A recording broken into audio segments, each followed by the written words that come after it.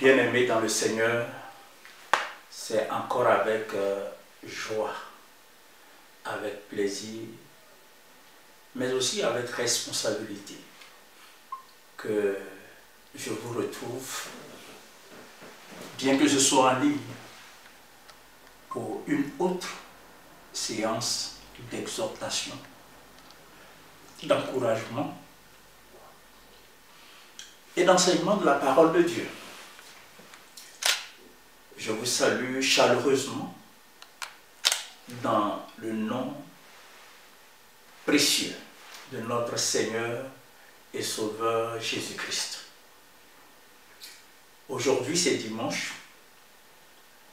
Contrairement aux autres dimanches où nous avions la grâce de louer le Seigneur ensemble, de danser ensemble, de nous réjouir dans sa présence, avec tous les instruments à cordes, les instruments de musique. Aujourd'hui, les choses se passent autrement. Nous sommes obligés, pour des raisons évidentes, des raisons de distanciation et de respect de mesures barrières et de décisions de confinement, nous sommes obligés de procéder comme nous procédons là. Mais je rends gloire au Seigneur parce que Dieu, dans sa grâce, a permis que les outils soient là pour que nous puissions continuer, n'est-ce pas, de nous entretenir sur notre sainte foi. Alors, ce matin, le sujet que je voudrais aborder avec vous, je l'ai intitulé « Déployons notre capacité d'adaptation ». Je voudrais vous inviter de ce fait à lire avec moi quelques textes des Écritures. Le premier, il se trouve en Philippiens chapitre 4, à partir du verset 10. Je lis. J'ai éprouvé une grande joie dans le Seigneur de ce que vous avez pu enfin renouveler l'expression de vos sentiments pour moi. Vous y pensiez bien, mais l'occasion vous manquait. Ce n'est pas en vue de mes besoins que je dis cela, car j'ai appris.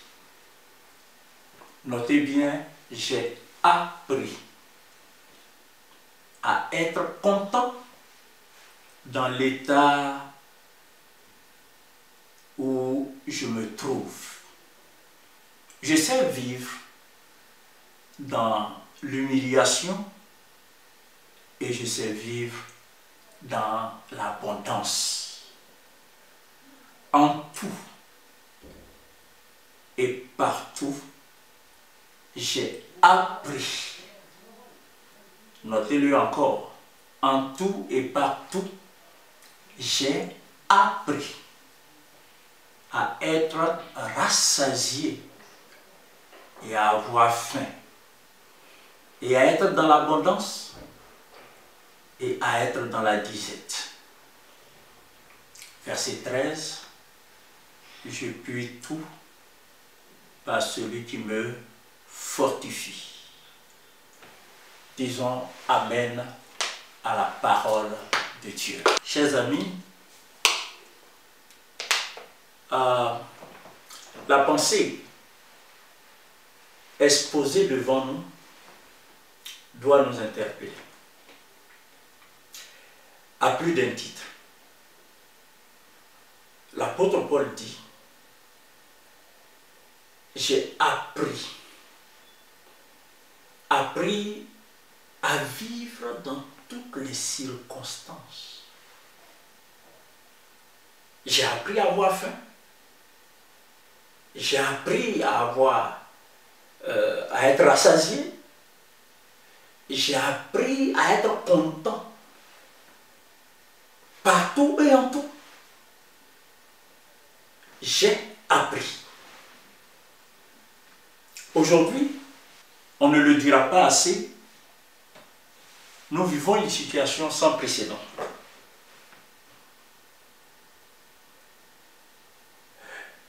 De mémoire, depuis des lustres, c'est la première fois, par exemple, que l'Église, dans son ensemble, vraiment l'Église dans son ensemble, n'aura pas l'occasion de célébrer la Pâque. C'est inédit. Or, la Pâque fait partie des moments commémoratifs de grande importance pour l'Église, puisque la Pâque nous rappelle la mort et la résurrection de notre Seigneur Jésus-Christ. Mais voyez, pendant que l'Église ne sera pas en mesure de célébrer la Pâque, je n'ai aucun doute. En face de nous, il y a des entités qui se réjouissent. Parce que cette année 2020, il n'y aura pas de célébration de Pâques. Mais avant même la célébration de Pâques, depuis le jour où la décision de confinement a été prise, il y a des entités qui se réjouissent. Il y a des intelligences obscures et occultes qui se réjouissent. Parce qu'enfin, la voix de l'Église va se taire. Parce qu'enfin, on n'entendra plus de louanges ici, de célébrations là, de danse, de ceci ou de cela, de prière, de sortie d'évangélisation. Autant de choses qui faisaient partie de notre quotidien, jusqu'à avant-hier. Vous voyez à quel point le bouleversement est indescriptible. De plus en plus, on entend des gens qui, sur les ondes, à la radio comme à la télé, essaient d'évoquer un peu les conséquences dramatiques que cette pandémie va avoir sur l'économie mondiale, sur la politique même, sur la gouvernance mondiale. Mais aucun n'évoque les conséquences spirituelles. Ça ne fait pas partie de leur objectif. Et cependant, nous allons au-devant de bouleversements spirituels jamais vécus par l'Église. Oui, nous allons au-devant de bouleversements spirituels jamais vécus par l'Église. Au point même que nos frères et nos sœurs qui nous ont dévancés auprès du Seigneur vont s'estimer heureux d'être partis avant nous. Je ne suis pas en train de dire que nous devrons souhaiter partir. Vous comprenez très bien ce que je suis en train de dire. Je suis en train de dire que l'Église va traverser des moments difficiles. Le monde va traverser des moments difficiles, mais davantage l'Église. Parce que, et là aussi, je le dis sans aucun doute, derrière ce que nous vivons, il y a un agenda caché qui dépasse ce qui nous gouverne. Un agenda caché qui est inconnu de ceux qui nous gouvernent. Un agenda caché qui est inconnu de ceux qui nous soignent. Un agenda caché qui est inconnu des acteurs économiques, des acteurs politiques, et que dis-je encore? Il y a un agenda caché. Je veux dire, il y a des gens tapis dans l'ombre qui sont en train de se réjouir parce qu'ils sont en train de réussir leur coup. Qui sont ceux-là? La Bible dit que ce sont des forces des ténèbres.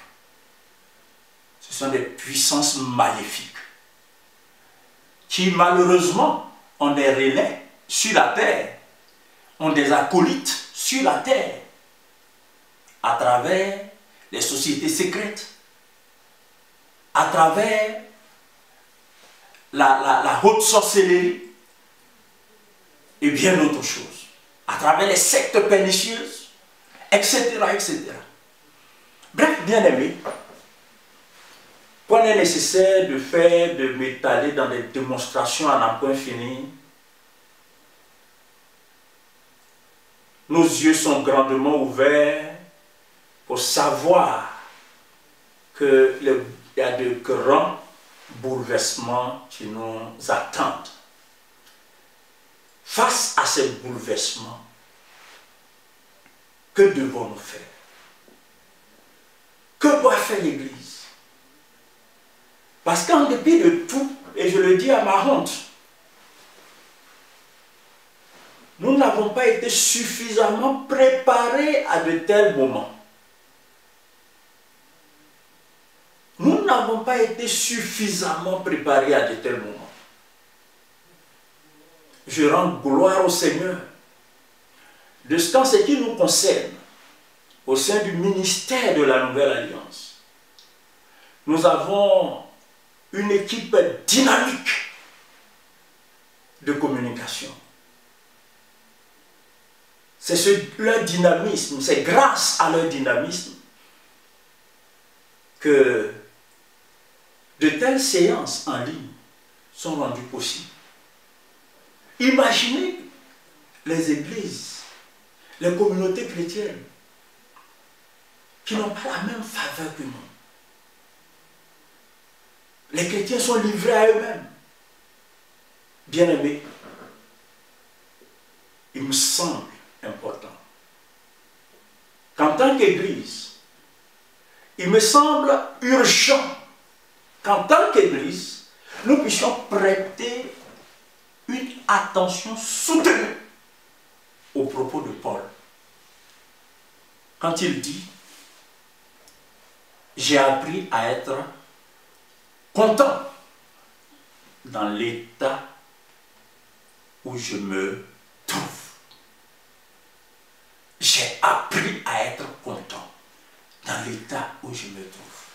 Quand il dit « j'ai appris à être content », vous conviendrez avec moi qu'il ne parle pas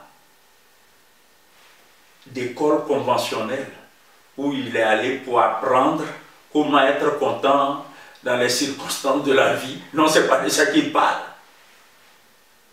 Il parle là de l'école de la vie. Il parle là de l'école du Saint-Esprit. Il parle là de ce qu'on apprend avec Dieu, de ce qu'on apprend dans sa marche avec Dieu, de ce qu'on apprend dans sa communion avec Dieu. Oui, Paul avait appris que tout n'était pas rose tous les jours. Qu'il y a des jours sombres, il y a des jours moins sombres, il y a des jours qui sont gais, il y a des jours qui sont des jours de réjouissance. Enfin, tous les jours ne se ressemblent pas. Aujourd'hui, nous sommes confinés. Nous ne savons pas combien de temps va durer le confinement. Mais je veux qu'on voie non seulement notre état dans le confinement, mais notre état après le confinement. Parce que pour ceux et celles qui se plaignent du confinement, personne ne supporte cet état de choses. Je vais vous dire une chose. Nous ne savons pas quand on va sortir du confinement, les décisions qui nous attendent, les contraintes auxquelles nous serons soumis. Mais ce que je sais, frère, ce que je sais, sans avoir de preuves, ce que je sais, c'est que nos libertés seront restreintes. Croyez-moi, nos libertés seront restreintes. Je ne sais pas comment, mais en tout cas, des mesures seront prises pour qu'il y ait une traçabilité par rapport à chaque être humain, à chaque personne. En Chine, par exemple, à partir même des téléphones portables, on peut savoir si celui qui est juste à côté de moi, en face de toi, à côté de toi, est infecté ou pas. Juste à partir de ton portable. C'est-à-dire une suspicion généralisée rendue possible par l'intelligence artificielle. Vous voyez où est-ce que nous sommes en train d'aller? Où est-ce que nous sommes en train d'aller? Sans parler même du fait qu'il y a des rumeurs de vaccins qui pourraient incorporer on va dire quoi, des éléments numériques. Ce sont des choses qui vont se préciser plus tard. Mais quoi qu'il en soit, aussi longtemps que nous serons sur la terre, aussi longtemps que le Seigneur Jésus ne sera pas encore de retour, aussi longtemps que l'enlèvement n'aura pas encore eu lieu, et aussi longtemps que Dieu, dans sa grâce, nous permettra d'être en vie, nous devrons être capables de nous adapter. D'où le thème de l'exhortation de ce dimanche, à savoir, déployons notre capacité d'adaptation. Déployons notre capacité d'adaptation. Dans quel but? Afin de survivre. C'est tout simple. Afin de survivre. Parce que celui qui ne s'adapte pas peut être facilement emporté par le courant. Celui qui ne s'adapte pas peut se voir déstabilisé, mais vraiment déstabilisé. Nous devrons prendre les dispositions qui vont nous permettre de nous adapter. Et c'est pourquoi l'école de Paul nous intéresse. Il a déjà appris à être content.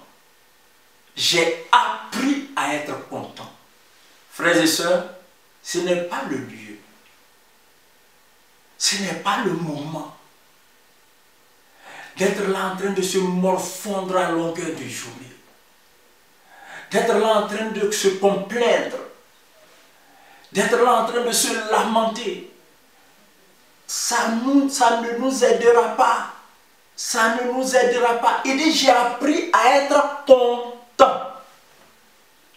À être content. Vous savez, il y a une chose que le diable n'aime pas. C'est que quand le diable crée des circonstances pour s'aimer la détresse, et que, en dépit de ces circonstances, il nous voit dans la joie, ça l'énerve. Il se dit, mais comment on fait avec ces gars? Ces gens-là, comment on fait avec eux? Comment on fait avec eux?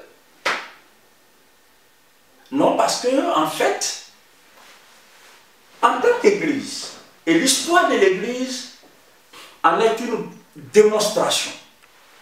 En effet, pour ceux qui ont eu à regarder les films historiques sur l'Église primitive, l'histoire de l'Église primitive, au moment où nos premiers frères, les premiers disciples, étaient entraînés dans les arènes pour affronter des lions affamés, ou même pour affronter le bûcher. Ils étaient enchaînés par dizaines. Ils savaient qu'ils partaient affronter la mort. Mais, oh, quelle gloire! On les voyait chanter les cantiques. Et les hommes, les femmes qui étaient assis dans les tribunes pour regarder ce spectacle horrible, en dépit de leur méchanceté, de leur cynisme, quand ils voyaient ses frères, ses sœurs, déchiquetés par les lions affamés, et pendant que les lions étaient en train de déchiqueter certains d'entre eux, les autres qui étaient encore en vie chantaient les louanges du Seigneur. Ça, c'est le peuple de Dieu. Ça, ce sont les rachetés de Dieu.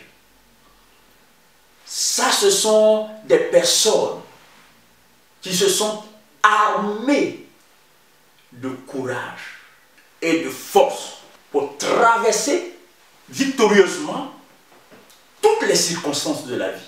Toutes les circonstances de la vie. Ouvert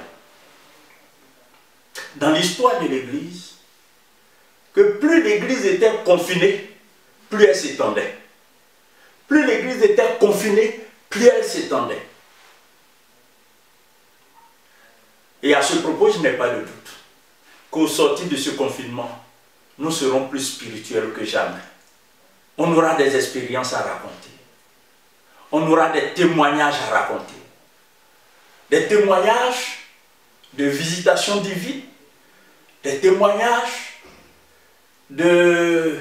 d'approfondissement de notre intimité avec Dieu. Frères et sœurs, Paul a dit, j'ai appris. J'ai appris. Nous aussi, apprenons. Personne ne viendra avec un manuel didactique pour vous proposer des modules où on apprend à être content dans les circonstances de la vie. Non. Il faut décider. Il faut te décider d'apprendre. Il faut te décider d'apprendre. Il faut te décider d'apprendre. Il faut simplement te dire que la situation, elle est là. Et je dois survivre à ça. Je dois survivre à ça à tous égards. Je dois survivre à ça par la grâce de Dieu physiquement. Je dois survivre à ça spirituellement. Je dois survivre à ça mentalement, psychologiquement, émotionnellement, à tous égards. Je dois survivre à ça. C'est pourquoi je voudrais vous faire quelques suggestions. Des suggestions pour accompagner notre démarche de contentement. Notre démarche de contentement. Des suggestions pour nous aider à être contents de la situation. Mais avant ça, j'ouvre une parenthèse pour ne pas que vous vous mépreniez sur mes propos ou sur mon intention. Je ne suis pas en train de dire qu'on ne doit pas prier contre la situation qui prévaut actuellement. Je ne suis pas en train de dire qu'on ne doit pas se lever contre cette situation. Je vais l'évoquer tout à l'heure. Nous devrons nous lever contre cette situation. Nous devrons nous lever contre cette situation. Mais avant de pouvoir nous lever contre cette situation, il faut qu'on soit fort. Il faut qu'on soit fort. Il ne faudrait pas que la situation provoque notre déstabilisation. Non. Donc, je vous suggère, premièrement, maintenons notre foi dans le Seigneur. Vous savez, la Bible dit que sans la foi, personne ne peut être agréable à Dieu. Sans la foi, Hébreux chapitre 11, verset 6. Sans la foi, personne ne peut être agréable à Dieu. La foi, c'est quoi? La foi, c'est cette confiance que nous plaçons en Dieu et en sa parole. En Dieu et en sa parole. Le raisonnement de la foi, il est simple. Dieu est vrai. Dieu est capable de faire ce qu'il dit qu'il va faire.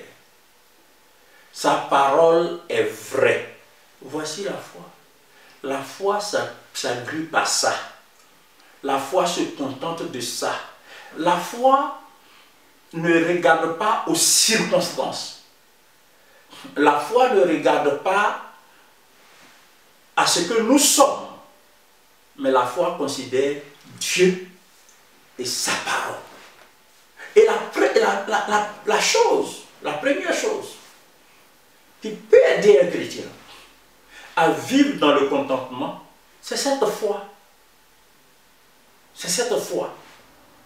La même foi qui a poussé Job à dire, je sais que mon Rédempteur est vivant et qu'il se lèvera le dernier. C'est cette foi-là qu'il nous faut. On ne peut pas comprendre certaines des choses qui arrivent. Mais la Bible n'a jamais dit qu'on comprendra tout. D'ailleurs,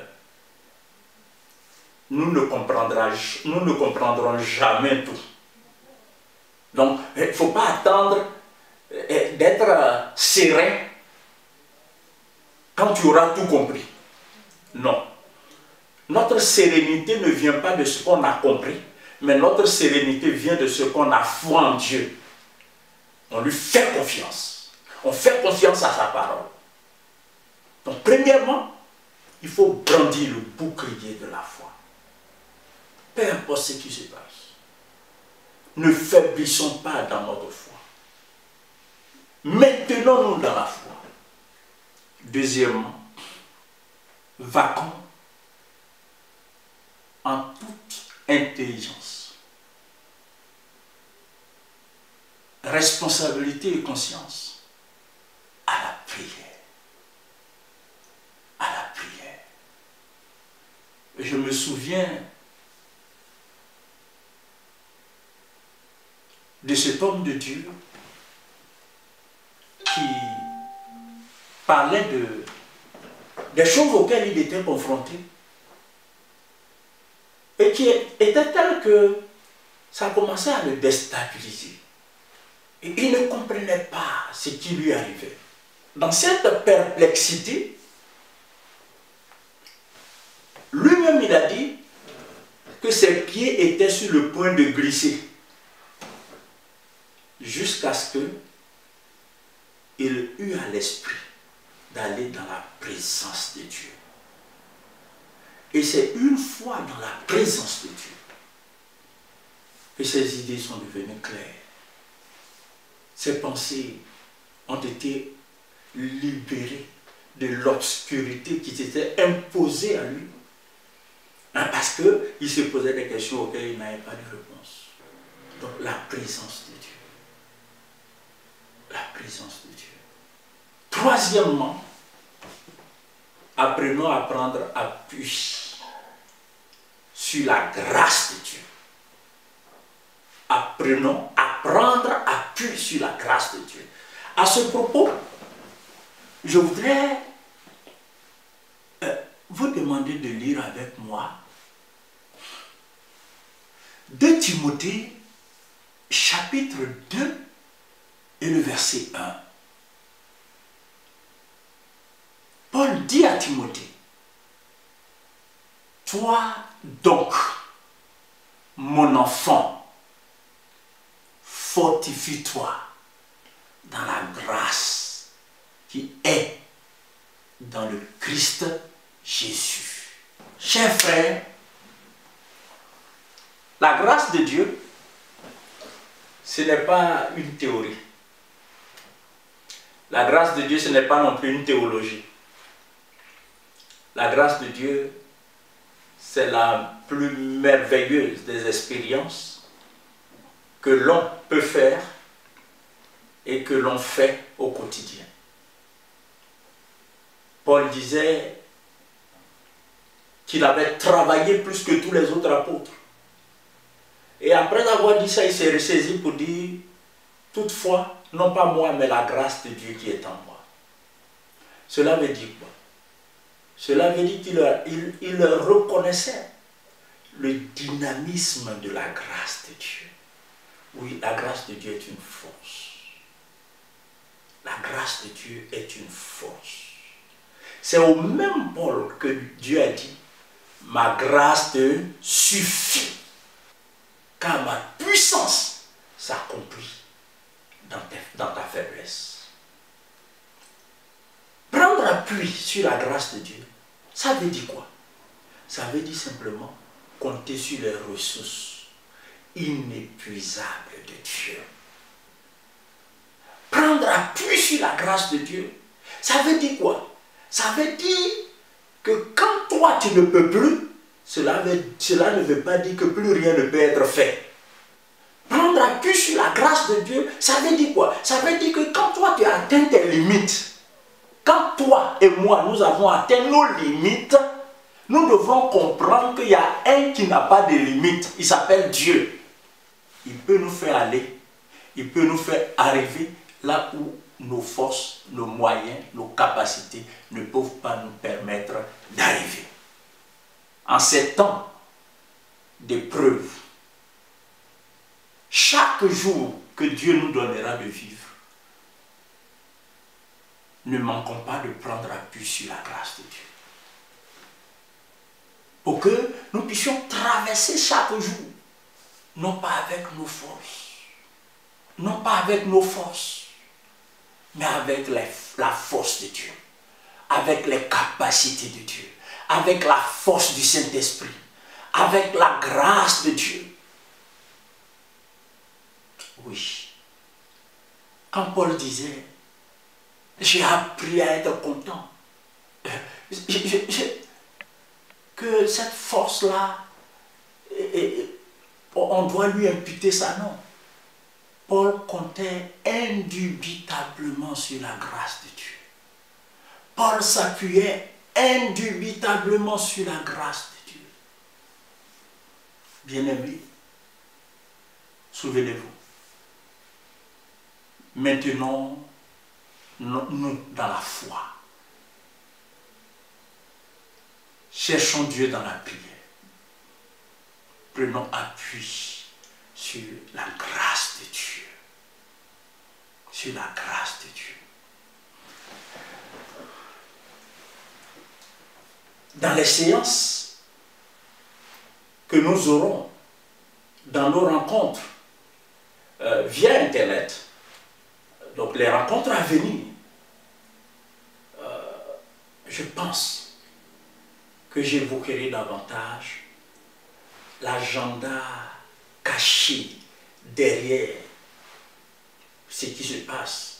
C'est-à-dire les intelligences obscures qui sont derrière, tapées dans l'ombre. Et comment nous devons nous lever pour combattre ces choses? Oui, je vais parler la prochaine fois, le dimanche prochain.